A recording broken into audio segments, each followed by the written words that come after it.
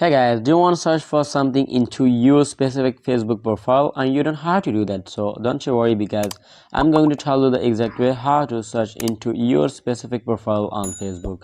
So before we start, just make sure you have liked this video and subscribe to my channel. Starter, and first of all, just simply open up your Facebook profile, and then after that come to your profile section, and then tap at these three dots, and here you can find the option of search icon. Just let me show it to you clearly. That one, just simply tap on it in order to search into your specific profile. So here you can search for whatever you want to search into your Facebook profile. It will be just show the searches of your specific profile. Here we are done with searching into our Facebook profile. So I hope it helped you guys, and if you have any question about the tutorial, just leave me in the comment section below, and I'll catch you in the next video. Thanks guys, and if you don't, just like and subscribe to my channel.